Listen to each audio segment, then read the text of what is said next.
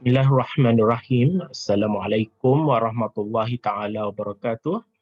Hari ini saya akan bentangkan tesis kajian saya yang bertajuk Hubungan Amalan Kepimpinan Distributif terhadap Efikasi Kendiri dan Efikasi Kolektif Pentadbir dalam pengurusan organisasi co-curriculum di Sekolah Orang Asli Etnik Jakun. Kita tengok kepada pengenalan, corak kepimpinan pendidikan merupakan satu komponen terpenting yang akan memberi satu impak besar kepada institusi pendidikan bagi melahirkan modal insan yang bertaraf global yang berjaya dalam bidang akademik maupun co-curriculum. Seseorang pemimpin yang hebat mempunyai ciri-ciri seperti nilai ketokohan, kepintaran, ketajaman daya analisis, kejujuran dan integriti, berdedikasi, memiliki dorongan kepimpinan, berkeyakinan diri yang tinggi serta kreativiti yang tinggi, berkemahiran mempengaruhi anggota bawahan dengan mewujudkan kerjasama dan interaksi dua hala untuk menentukan tujuan, bervisi dalam menggerakkan sesebuah organisasi, memotivasikan pengikut dan memperbaiki kelompok serta budaya sesebuah organisasi berlandaskan dasar KPM. Dalam Pelan Pembangunan Pendidikan Malaysia 2013-2025 telah dirangka iaitu dalam anjakan kelima yang memfokuskan peningkatan kualiti kepimpinan berprestasi tinggi di setiap sekolah di Malaysia. Asas ini dinyatakan dengan jelas dalam 11 anjakan kelima. Jadi dalam kajian saya lebih kepada uh, kepimpinan distributif. Dalam kepimpinan distributif, kita ingin melihat satu bentuk kepimpinan secara informal dan demokratik yang mengamalkan kaedah pengagihan serta perkongsian tugas dan tanggungjawab secara tidak rasmi bersama-sama warga organisasi. Setiap individu boleh menyumbang idea, pendapat dan kepakaran dalam proses membuat sebarang keputusan di peringkat bawahan ataupun peringkat tertinggi. Dalam kepimpinan distributif ini telah diperkenalkan oleh Gibbs, iaitu seorang ahli psikologi Australia dalam bukunya yang bertajuk Handbook of Social Psychology pada tahun 1954. Gibbs telah membuat satu perbandingan antara kumpulan yang mendapat kesan daripada pemimpin yang bertindak sebagai individu dengan pemimpin yang berada dalam satu pasukan. Pernyataan masalah dalam kajian ini iaitu tentang hubungan kepimpinan distributif dengan efikasi kendiri dan efikasi kolektif para pentadbir dalam pengurusan co-curriculum di sekolah. Kajian ini masih lagi terbatas kerana belum dijumpai setakat ini kajian yang sedemikian dibuat di sekolah rendah orang asli, terutamanya dalam pengurusan organisasi co-curriculum. Walaupun terdapat banyak kajian berkaitan dengan sekolah orang asli, terutamanya dalam aspek masalah ponteng sekolah dan keciciran dalam pendidikan, namun kajian berkaitan dengan hubungan dengan efikasi kendiri serta efikasi kolektif dalam mencana komitmen para pentadbir dan guru-guru dalam pengurusan co-curriculum iaitu dalam aspek merancang serta mentadbir aktiviti co-curriculum sebagai daya penarik untuk mengatasi masalah ponteng sekolah ini masih belum dilakukan. Kita ingin melihat tentang efikasi kendiri iaitu merujuk kepada keupayaan guru secara individu dalam memotivasikan diri untuk melakukan tugasan untuk melahirkan satu tugasan yang cekap dan teratur. Manakala dalam efikasi kolektif pula, kita ingin melihat kepercayaan bersama-sama oleh sekumpulan ahli dalam organisasi dalam menggabungkan kebolehan untuk merancang dan melaksanakan tindakan yang diperlukan bagi menghasilkan sesuatu pencapaian. Menurut kajian Mansur 2020 menyatakan bahawa efikasi kendiri guru akan meningkat apabila mereka mendapat bimbingan yang berterusan. Manakala dalam kajian Hopkins dan Jackson 2002 pula menyatakan bahawa sesuatu bakat kepimpinan yang terpendam akan dapat diserlahkan di dalam diri seseorang individu dan dimanfaatkan sepenuhnya oleh sesebuah organisasi. Manakala tentang efikasi kolektif pula, kajian oleh Hulfia pada tahun 2009 yang menyatakan bahawa persepsi guru-guru terhadap kepimpinan distributif mempunyai hubungan yang signifikan dengan komitmen mereka dalam sesebuah organisasi. Sekumpulan individu yang memimpin akan menggerakkan ahli-ahli di dalam sesebuah organisasi yang lain dalam pelbagai peringkat untuk satu perubahan yang divisikan bersama. Oleh itu, kajian saya lebih tertumpu di sekolah orang asli etnik Jakun di daerah Rompin dan Pekan yang memfokuskan 7 buah sekolah iaitu SK Bukit Seruk, SK Buloh Nipis, SK Kedaik, SK Denai dan SK Sungai Mok di daerah Rompin dan SK Runcang serta SK Simpai di daerah Pekan.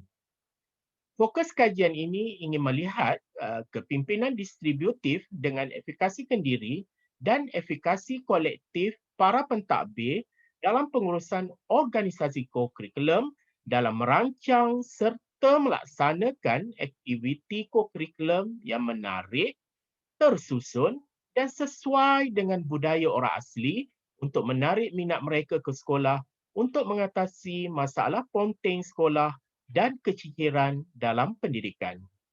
Menurut Dapatan Aslian 2012 dan IFO pada tahun 2019, 5 faktor yang mempengaruhi kehadiran murid orang asli ke sekolah ialah sikap murid, sikap ibu bapa atau penjaga, pengaruh budaya orang asli, pengaruh rakan sebaya dan juga jenis kegiatan kokurikulum yang dijalankan di sekolah. Selain itu, hukum Said yang menghalang ibu bapa memaksa anak-anak mereka ke sekolah, gaya hidup laissez-faire iaitu gaya hidup bebas, sikap sensitif, mudah tersinggung, malu dan tidak gemar terkongkong juga menjadi faktor menyebabkan anak-anak orang asli ponteng sekolah. Rasional kajian ini ingin melihat hubungan kepimpinan distributif dengan efikasi kendiri serta efikasi kolektif para pentadbir dalam membuat suatu perancangan aktiviti kokurikulum yang menarik dan sesuai dengan budaya orang asli untuk mengatasi masalah ponteng sekolah dan juga keciciran dalam pendidikan. Isu yang ingin dihuraikan ialah sama ada melalui pelaksanaan aktiviti kokurikulum yang sedia ada menepati dengan kehendak dan hasrat bagi masyarakat orang asli. Bagaimana pengurusan kokurikulum ini dalam mengadaptasi keperluan budaya masyarakat orang asli. Antara sebab kewajarannya ialah supaya murid orang asli yang dilahirkan setanding dengan masyarakat lain dalam mendepani arus pendidikan pada abad ke-21. Jadi, kepimpinan distributif ini perlu diaplikasikan dalam pengurusan corak pentadbiran sekolah orang asli untuk melihat impak daripadanya.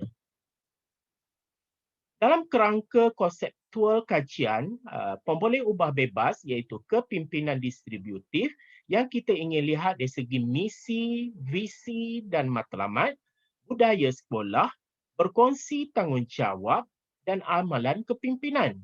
Pemboleh ubah bersandar pula kita ingin melihat komitmen para pentadbir dalam efikasi kendiri dan juga efikasi kolektif. Objektif kajian pertamanya iaitu meneroka amalan kepimpinan distributif oleh pihak pentadbir terutamanya dalam pengurusan organisasi kokurikulum di sekolah orang asli di daerah Rompin dan Pekan. Keduanya ialah meneroka efikasi kendiri para pentadbir dalam pengurusan organisasi kokurikulum. Ketiga, meneroka efikasi kolektif para pentadbir dalam pengurusan organisasi kokurikulum. Dan yang terakhir ialah meneroka bagaimana kepimpinan distributif mempengaruhi efikasi kendiri dan efikasi kolektif para pentadbir dalam pengurusan organisasi kokurikulum di sekolah orang asli di daerah Rompin dan Pekan. Persoalan kajian pula ialah pertamanya bagaimanakah kepimpinan distributif yang diamalkan oleh pihak pentadbir dalam pengurusan organisasi co-curriculum di sekolah-sekolah orang asli di daerah Rompin dan Pekan. Keduanya, kita ingin melihat sejauh manakah tahap efikasi kendiri para pentadbir.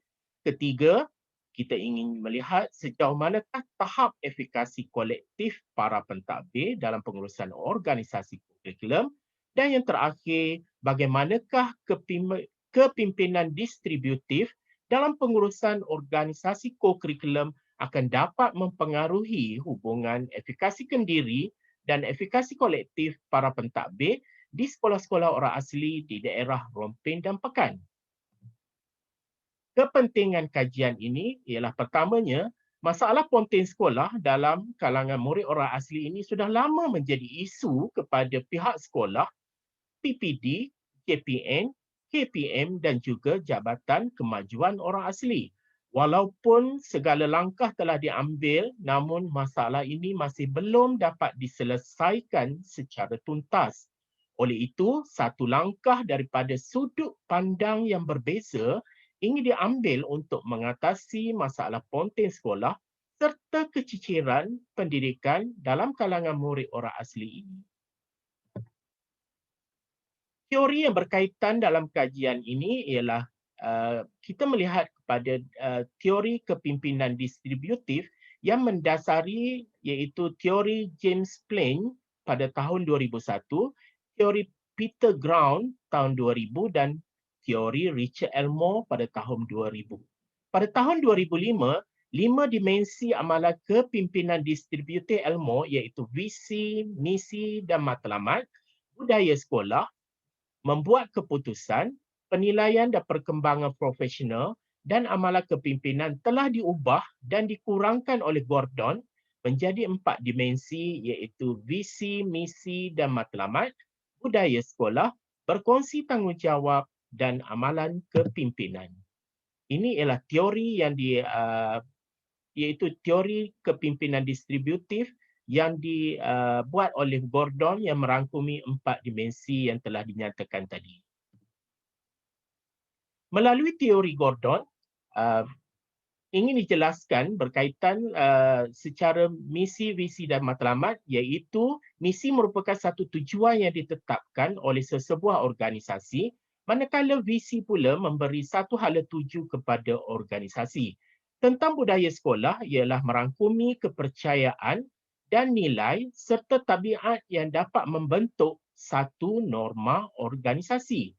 Berkaitan dengan berkongsi tanggungjawab ialah untuk melihat perkongsian accountability untuk pencapaian murid-murid, iaitu ingin melihat kepakaran yang ada pada setiap ahli. Dalam amalan kepimpinan, kita ingin melihat cara pemimpin sekolah menentukan, menyampaikan arahan dan mengamalkan interaksi mereka dengan orang lain dalam proses kepimpinan. Dalam model pengurusan co-curriculum di sekolah, kita ingin melihat dalam kepimpinan distributif ini, kita dapat membuat beberapa faktor ataupun model pengurusan co-curriculum. Jadi pada raja ini kita boleh lihat dalam pelaksanaan pengurusan co-curriculum di sekolah, kita dalam membuat perancangan co-curriculum, membuat pengelolaan co-curriculum, kepimpinan dalam co-curriculum, pengawalan dalam co-curriculum, pembangunan staf, menulis laporan belanjawan dan juga hubungan dengan masyarakat luar. Metodologi yang digunakan dalam kajian ini ialah kaedah kualitatif. Kajian ini bersifat kajian kes yang berfokus kepada persepsi peserta kajian.